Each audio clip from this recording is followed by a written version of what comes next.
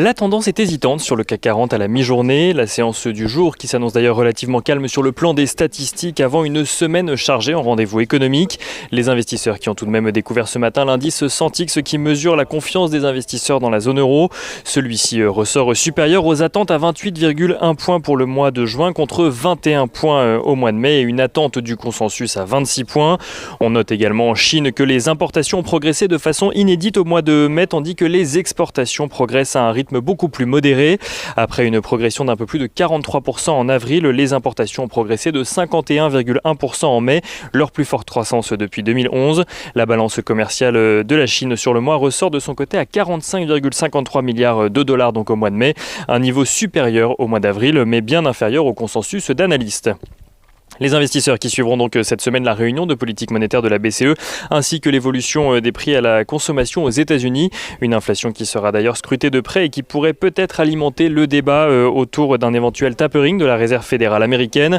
Pour l'heure, Janet Yellen a déclaré hier que l'inflation dans le pays devrait avoisiner les 3% cette année. Janet Yellen qui a évidemment rappelé que cette poussée inflationniste ne devrait être que transitoire.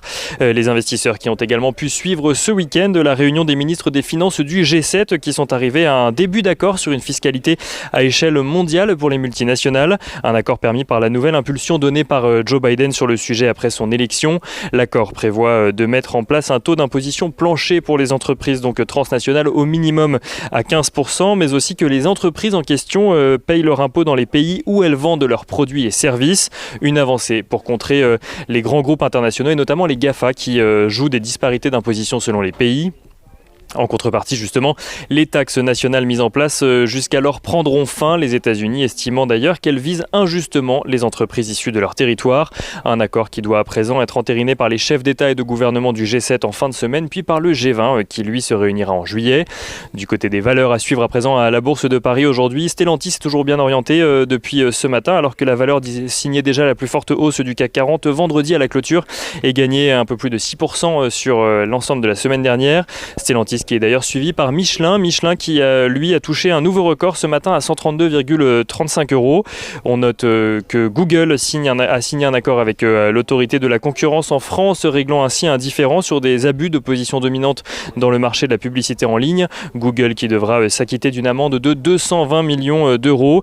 Google qui a d'ailleurs accepté de modifier certains de ses services de publicité en ligne suite au litige.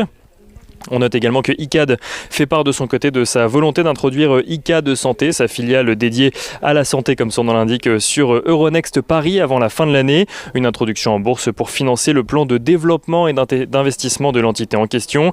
Et on finit avec Euronext qui annonce la cession d'Oslo Market Solutions à la société Infront, l'un des principaux fournisseurs européens de solutions pour les marchés financiers.